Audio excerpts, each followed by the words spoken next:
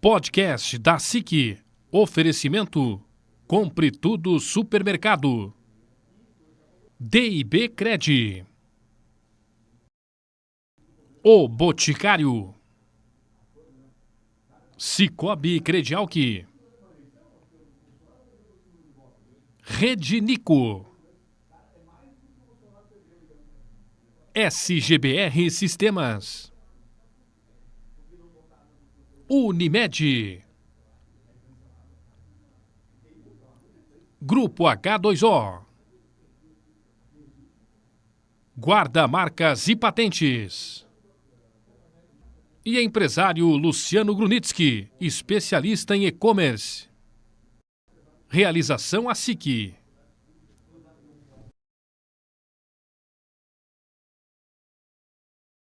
Alô, pessoal que nos acompanha aqui nas redes sociais da SIC. Hoje estamos num espaço diferente para gravar o nosso podcast dessa semana, o podcast da SIC. Muito obrigado a você que nos acompanha semanalmente aqui no nosso podcast. Hoje vamos falar da Unimed. Temos aqui a presença de dois convidados. Primeiramente, nós temos aqui o Edson Cascais Lisboa Júnior, superintendente executivo de assuntos estratégicos da Unimed, que está aqui com a gente. Muito obrigado por participar conosco aqui desse podcast. Olá, tudo bem? Muito obrigado pelo convite. Estamos aqui para falar um pouquinho sobre essa nova revolução, né? Sobre essa nova onda chamada inteligência artificial. São muitos benefícios da IA para o setor de saúde? São múltiplos benefícios? São, Paulo. Antes da gente chegar na inteligência artificial na palestra, a gente tem uma lâmina, que é a lâmina, né? Eu falando lâmina, que não é mais lâmina, né? A máquina de escrever, o computador, a internet e a inteligência artificial. E aí eles olham para essa fotografia e eles se encontram nessa imagem. Porque ali eu tenho pessoas de 60, de 50, de 40, de 30, de 20, que são 4 revoluções. E chegamos então agora na inteligência artificial. Mas ninguém morreu. O mundo só se adaptou às novas ferramentas. E aí vem a inteligência artificial na saúde.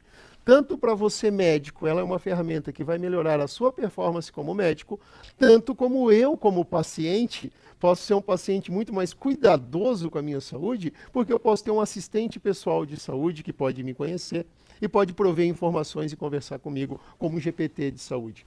E o médico pode ter inúmeras ferramentas, desde a análise de imagens, estudos clínicos e numa linguagem de médico para médico. Tem uma pergunta que surge assim, no meio médico, nós não somos médicos, isso é bem... porque nós somos mesmo os instrumentos, ferramentas, então não discutimos na palestra, não discutimos na jornada o cunho médico. Não, questões não técnicas. É isso. Não, isso aí a gente tem até um quadro que a gente montou que é de médico para médico, que é certo. muito legal, que daí são médicos que gravaram, que usam ferramentas de inteligência artificial para facilitar, por exemplo, uma anamnese. Como é que era a anamnese antes do computador? Era isso aqui, ó. Nem mesa tinha, o médico olhando para o paciente, encostando no paciente e entendendo o paciente. Aí chegou o computador, chegou a era dos dados, o médico começou a fazer isso daqui. Aí ele já não estava mais olhando para o paciente. Ele estava digitando, não é isso? E agora, você sabia que você pode fazer uma consulta médica, uma inteligência artificial vai ouvir essa consulta como um médico, que você já parametrizou, configurou. E ele vai fazer os pontos, o resumo clínico da consulta. Imagina a qualidade da consulta, a melhoria para o médico, para o paciente, porque é o olho no olho, né? Volta o olho no olho, né? Não precisa ficar digitando. Esse é só um exemplo, mas é um exemplo da humanização que a inteligência artificial pode trazer. Desmistifica aquele conceito de que talvez a inteligência artificial pode tirar um pouco daquele atendimento mais humanizado. Você falou, desmistifica isso. Tu estava na palestra ontem, só pode, porque tem um quadro que a gente criou chamado Mitos. E é por mitos, né? A gente não sabe. Quando chegou a internet? 2000, lembra que o mundo ia acabar? 2000, bug do milênio, virada. Sim. São mitos. O médico não vai ser substituído pela máquina. Pronto, a máquina vai melhorar a performance do médico. Então, a inteligência artificial é só para hospitais de ponta. Claro que não. Eu sou um ser humano com CPF e uso ela todo dia. na execução da minha atividade e hoje ela me dá mais tempo. Então, em vez de eu trabalhar 10, 12 horas, eu posso trabalhar 8 horas com assistente pessoal. Então, são múltiplas aplicações, mas assim, ó, é tudo muito novo. Também a gente diz isso, muito novo, tem que ter muito cuidado. Isso daqui não é um mundo só de verdades. Então, quando a gente começa a estudar, é um mundo aberto. Então, você tem que ir no seu mundo. Cara, é o começo da internet. Lembra quando começou a internet? Quando a gente faz esse paralelo, tudo na internet era verdade? Não. Depois começou-se a se regular. E aí vem algo na nossa jornada, né? Não tem inovação em ambiente de regulação. A gente viu isso lá no Vale do Silício, a gente está acompanhando muitos movimentos da China, então a inovação para ganhar escala ela não pode ser regulada, depois ela é regulada. É o que está acontecendo com a inteligência artificial. Estão começando os primeiros debates dos conselhos de profissões sobre inteligência artificial. Então o CFM já fez um seminário sobre isso. Então, o CRA, eu sou do conselho do CRA, está se discutindo inteligência artificial, mas nós estamos no início de tudo, Paulo, no início de tudo. Pode escrever se eu voltar aí, o Jean, daqui a 4 anos vai dizer, cara, vocês acertaram, agora está regulado, funcionando e todo mundo está usando inteligência artificial.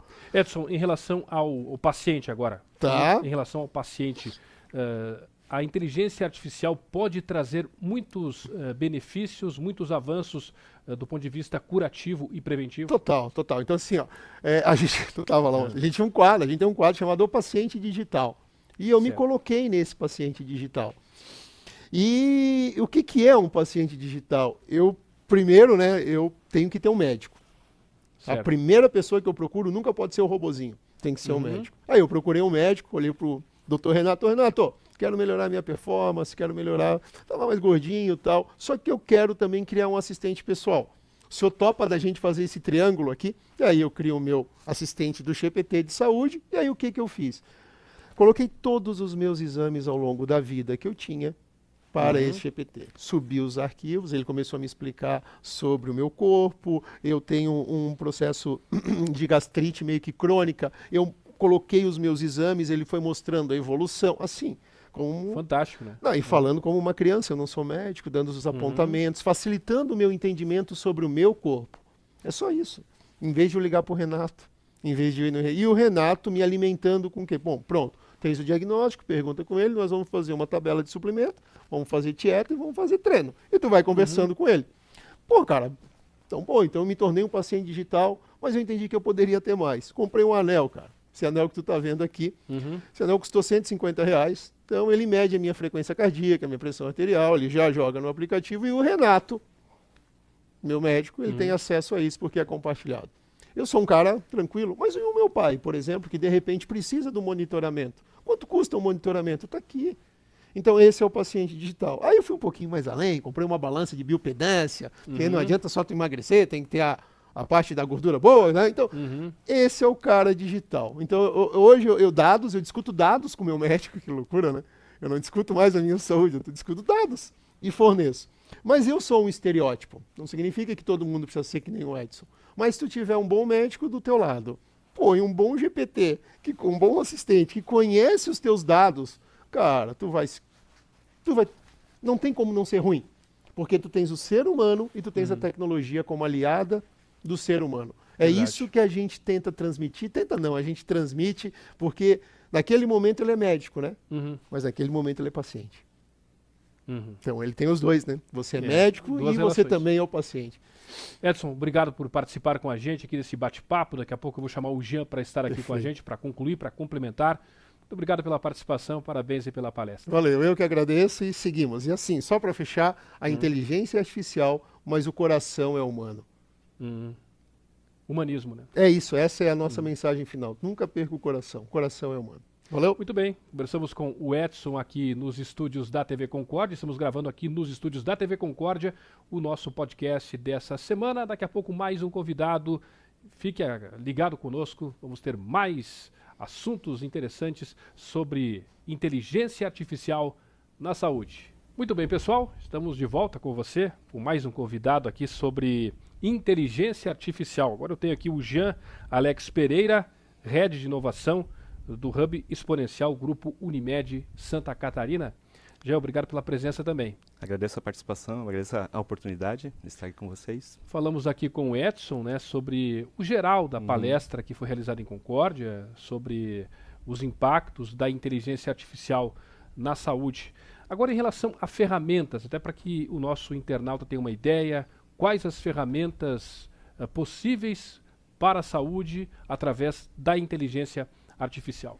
Legal. Esse é um ponto que a gente se preocupou bastante na composição dessa jornada de levar o conhecimento, principalmente para os médicos, né? Vamos pensar assim, porque de início o tema inteligência artificial tende a assustar, né? Porque a gente acha que é complexo, acha que não é alcançável, e a gente justamente construiu uma narrativa e toda uma prática e demonstra o contrário. Então que ela já está presente no nosso dia a dia há um bom tempo. Só para contextualização, a IA já está presente desde 1956, o tema vem evoluindo. Né? A gente tomou conhecimento em 2022, mais ou menos, por conta do ChatGPT, que foi o boom, né? Vamos falar assim, mas a IA já vem evoluindo há muitos anos. Né? Então, quando a gente fala Netflix, olha Google e tudo mais, usa já embarcado uma IA, né? Seja de modelos diferentes. Então, voltando para a sua pergunta, como é que a gente pode utilizá-la no dia a dia?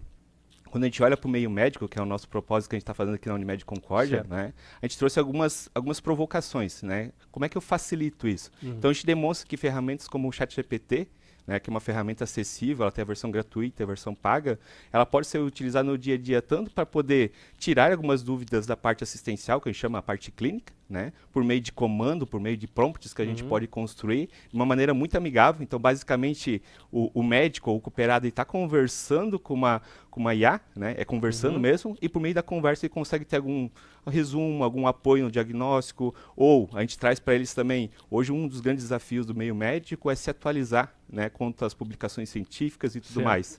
A IA consegue, né, diminuir aí de 8 a 10 horas de estudo que levaria no modelo tradicional para questões de minuto. Por quê?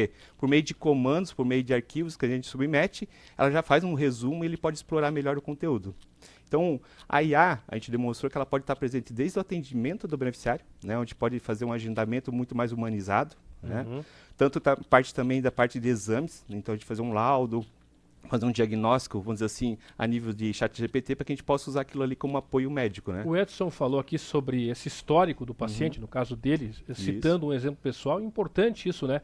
O médico ter, através da IA, um histórico do paciente, justamente para entender como é que funciona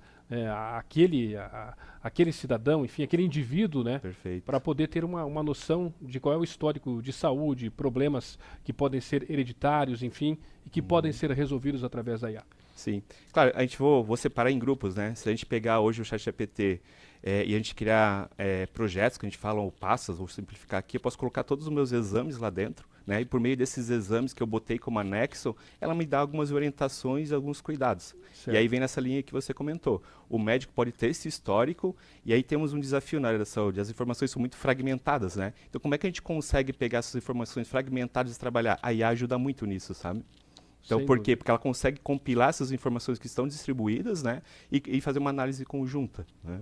Também é importante ressaltar, né, o papel do médico nesse aspecto. Não é uma questão de substituição, pelo contrário, é justamente um trabalho em conjunto, né, uma ferramenta que vai ajudar o médico profissional a ser mais assertivo no seu atendimento do dia a dia. Essa mensagem é super importante, né? Eu sempre comento, a ferramenta, a IA, como qualquer outra tecnologia, ela é sempre de apoio, né? A decisão final, o diagnóstico final, que a gente fala que é o diagnóstico mesmo, é do médico. Claro. É ele que tem especialidade, ele que tem competência, ele que tem a experiência para poder fazer o diagnóstico, né?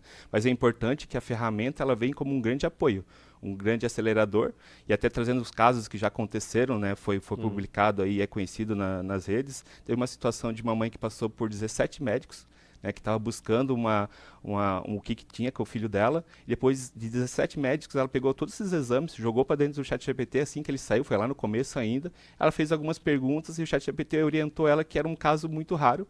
Ela pegou aquela situação, levou para um especialista e era de fato aquele caso.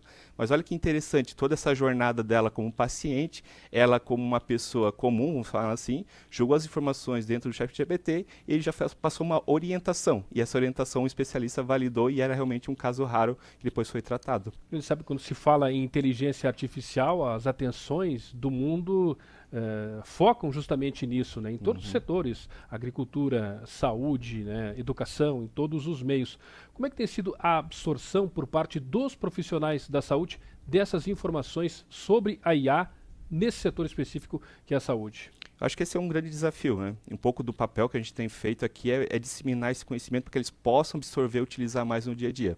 Por exemplo, ontem tinham 30 e poucos médicos, 38 médicos lá. Certo. Desses 38, 5 utilizavam no dia a dia alguma ferramenta de IA. Se a gente olhar o percentual, ele é muito pouco ainda. Mas os 5 que estavam utilizando já têm ganhos de utilização e isso acaba sendo difundido nessas movimentações, né? Mas, de fato, é um trabalho ainda que tem que ser feito para ter mais utilização. Quando a gente olha para o meio mais corporativo, né, os hospitais, as operadoras, elas têm uma série de ferramentas que já utilizam IA, né, para fazer uma IA preditiva, ou seja, a gente consegue ver qual que é o tipo de população que a gente tem que trabalhar, a gente consegue ver alguns casos para antecipar algumas doenças, para que a gente possa fazer uma linha de cuidado. Então, dentro das corporações, eu vejo que já está mais ativo, né, ainda está progredindo, mas está mais ativo. Mas no meio médico, lá no consultório, é algo ainda que está muito embrionário, é algo ainda que está começando e tende a evoluir bastante, porque se a gente acompanhar o mercado, acompanhar a divulgação, está muito em alta, né? A adesão nos próximos meses, nos próximos anos, aí tende a ser muito alta por conta de todo esse movimento que está acontecendo. E é uma adesão que tende, como você disse, a ser rápida, não demora muito tempo não, né? Perfeito. Já está acontecendo aos poucos, de forma gradativa, né? Perfeito, é muito rápido, é muito rápido. Se a gente olhar a nível de evoluções, né, a absorção da IA, se a gente olhar tanto, vou olhar como pessoas agora consumindo a IA, né, independente da profissão. O ChatGPT hoje o Brasil é uma do país que mais utiliza o ChatGPT, por exemplo. Porque isso em todos os meios, né? Isso funciona também para Netflix, funciona para todas as mídias sociais. Então mostra o quanto que o povo, né, a população brasileira adere a essas tecnologias e utiliza. Agora eu vou para o meio profissional, né? Ele vê ganhos, vê produtividade, vê ganho de tempo, vê ganho de qualidade, e isso vai se propagando e ganhando maior velocidade, né? Obrigado pela presença com a gente Agradeço. aqui, obrigado pela visita aos estúdios da TV Concórdia, onde gravamos aqui esse podcast. Obrigado e boa sorte nessa trajetória, nessa jornada de palestras por todo o estado. Eu que agradeço. Muito bem, conversamos com mais um convidado aqui e assim estamos encerrando o nosso podcast dessa semana com o nosso parceiro aqui, a Unimed. Muito obrigado à Unimed pela confiança, pela parceria e, claro, vamos ter outros conteúdos oportunamente sobre a Unimed, essa cooperativa que tanto orgulha Santa Catarina. Um abraço a todos. Podcast da SIC. Oferecimento. Compre Tudo Supermercado. DIB Cred. O Boticário. Cicobi Credialc. Rede Nico. SGBR Sistemas. Unimed. Grupo H2O. Guarda Marcas e Patentes. E empresário Luciano Grunitsky, especialista em e-commerce. Realização ASIC.